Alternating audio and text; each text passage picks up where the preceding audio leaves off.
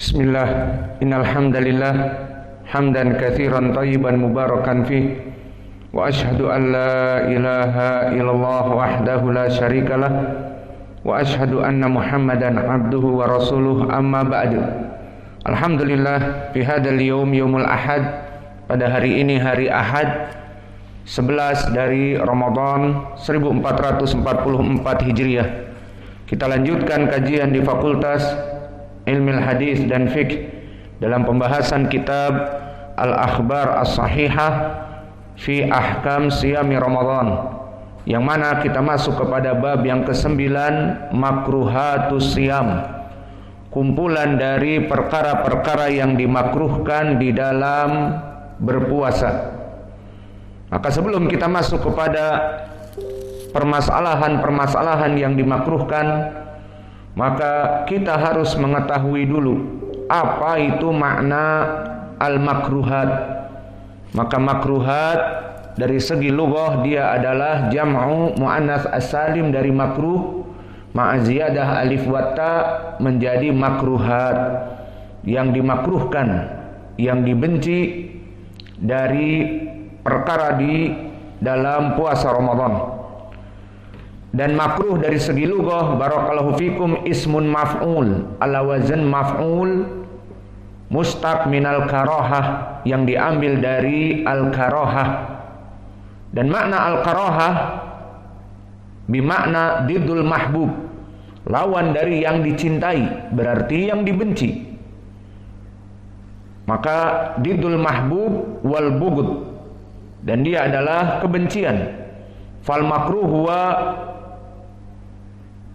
al-mabghud, maka makruh itu adalah apa-apa yang dibenci, ala wazn ismun maf'ul. Dan tadi kami sebutkan ala wazn makruhat, ala wazn ismun maf'ul dikarenakan jam'u muannats as-salim. Ini dari segi lughah. Adapun dari segi istilah, maka kita kembali kepada ilmu usul, karena mereka yang masuk kepada definisi-definisi makruh, wajib, sunnah, dan haram. Maka ini istilahat di ilmu usul.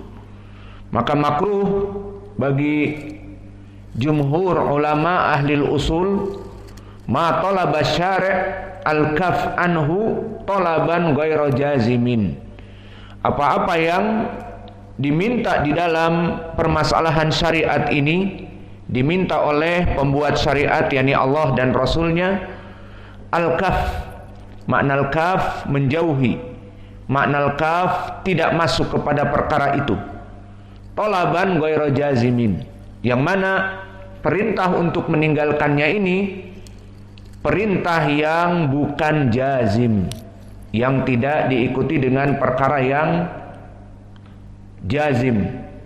Maknanya bukan seperti haram. Maka haram sama dari segi definisi adalah ma talaba asy-syari' al-kaf, apa-apa yang diperintahkan oleh Allah dan Rasulnya untuk tidak masuk kepada perkara tersebut, namun talaban jaziman, dalam keadaan dijazmkan. Maka seperti zina, di Al-Quran disebutkan fala taqrabu az-zina, maka dia itu disebutkan jangan sampai mendekati az-zina. Dan hadis-hadis tentang zina banyak, muttafaqun alaih, yang paling dahsyat dirajam, seperti kisah Al-Ghamidiyah yang muttafaqun alaih, yang datang kepada Nabi meminta dirinya, ya Rasulullah tahhirni, wahai Rasulullah sucikan aku. Maka dikatakan padanya bahwa apa yang ada di perutku ini adalah anak dari bukan suamiku. Maka aku telah mempunyai suami dan aku berzina, zina muhsan. Maka tidak ada di dalam Islam kecuali disucikan dengan rajam. Dan itu di zaman Nabi. Dan permasalahan seperti ini permasalahan yang banyak disepelekan oleh kaum muslimin, bahkan jadi trendy. Banyak para perempuan yang bangga menjadi pelakor, pencuri laki-laki orang. Banyak bangga, terutama mereka yang perempuan-perempuan bekerja di kantor-kantor dan yang lainnya. Maka aku telah menggait hati bosku, maka aku telah demikian dan demikian dengan bosku, karena dia sekretaris. Maka bos ini mempunyai istri di rumah. Maka para pelakor pencuri laki-laki orang ini bukan masalahnya masalah sepele. Maka dia dan yang dicuri dari suami orang ini bisa dirajam di dalam Islam. Perkara yang besar.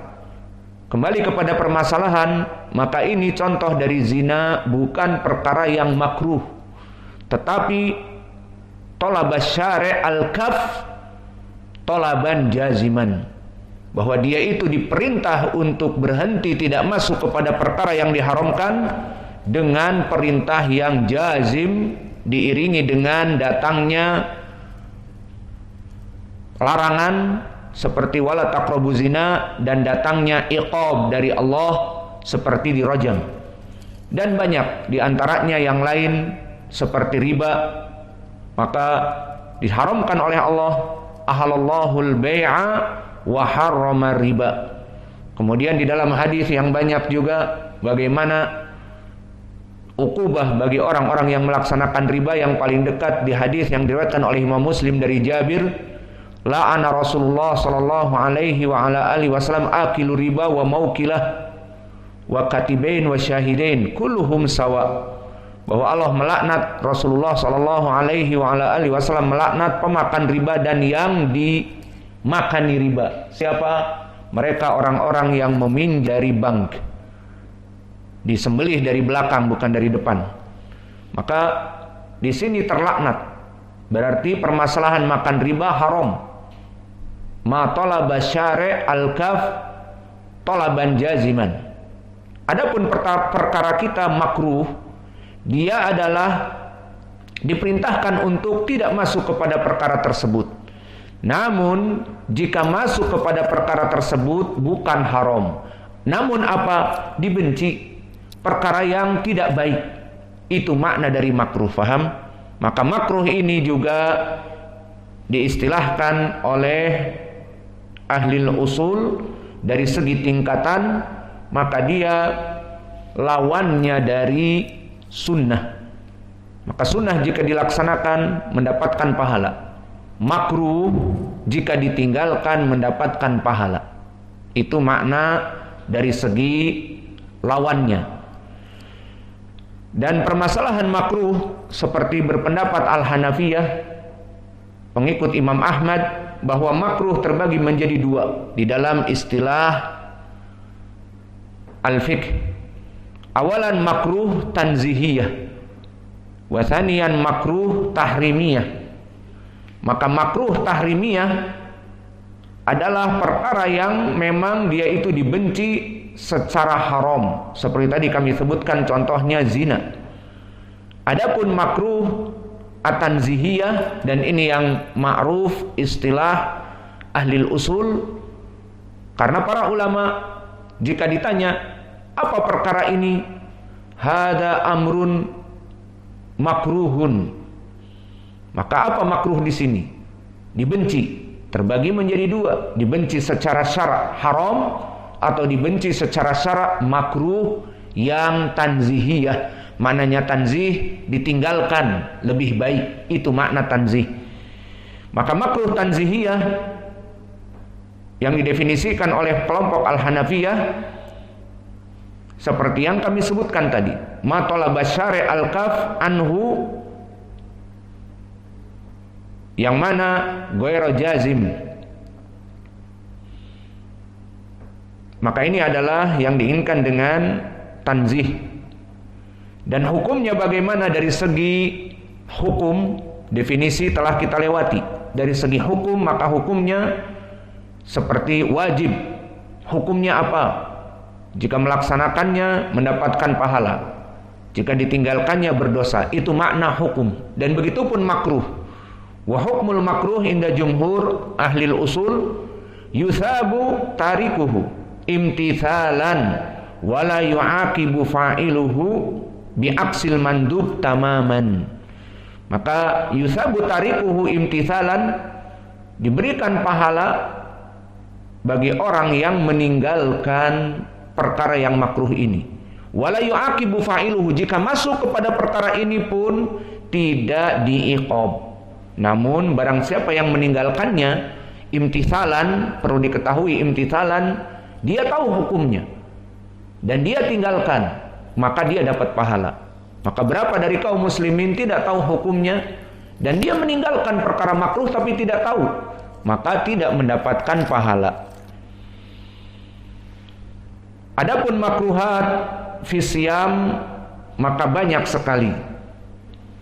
Dan di sini penulis memulai dengan al-hijamah li suhulah mubadarah adh-dhihn fihi, agar mempermudah ingatan karena tidak lekang beberapa waktu lalu kita telah membahas tentang al-hijamah, dan al-hijamah yang rajih bukan mubtilat as-siyam. Kemudian dimulai dengan al-hijamah. Qala al-muallif al-amrul awal al-hijamah, maka perkara yang pertama dimakruhkan adalah berbekam. Maka perlu diketahui sebelum ini bahwa bekam telah kita lewati. Al-hijamah lam yufsid as-siyam, tidak membatalkan puasa. Maka dijadikanlah oleh penulis dimasukkan kepada bab al-makruhat karena tidak membatalkan puasa yang rajih. Namun di sini dengan dia tidak membatalkan puasa masuk kepada bab makruh. Maknanya jika ditinggalkan di siang Ramadan itu lebih baik. Lalu mana wajah pendalilan dan mana dalil awalan? Dalilnya diriwayatkan oleh Imam Al-Bukhari, haddatsana Adam ibnu Abi Iyas wa huwa thiqah, haddatsana Syu'bah wa huwa ibnu al-Hajjaj Abul Bustam Amirul Mukminin fil hadis, dan dia awal man fattasyar rijal fil Iraq.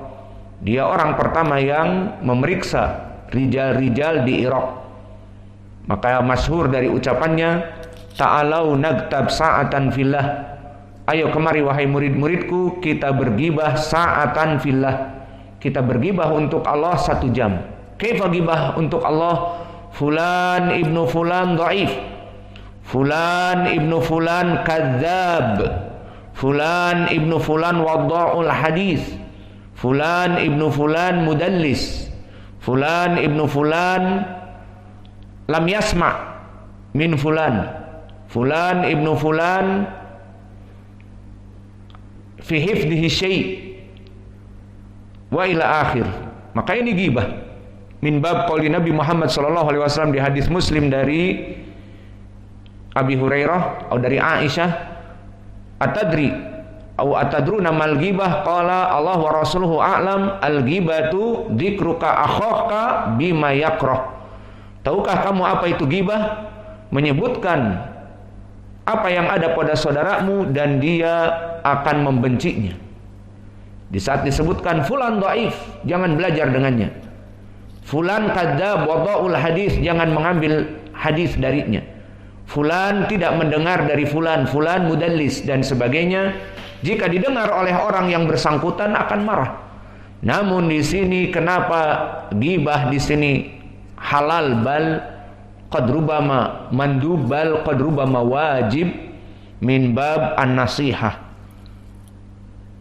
Min bab an-nasihah. Maka Allah berfirman di dalam ayat Al-Quran, wal takum minkum ummatu yad'una ilal khair wa ya'muruna bil ma'ruf wa yanhauna 'anil munkar. Dari bab ini, ya'muruna bil ma'ruf wa yanhauna 'anil munkar harus ada pada setiap kaum.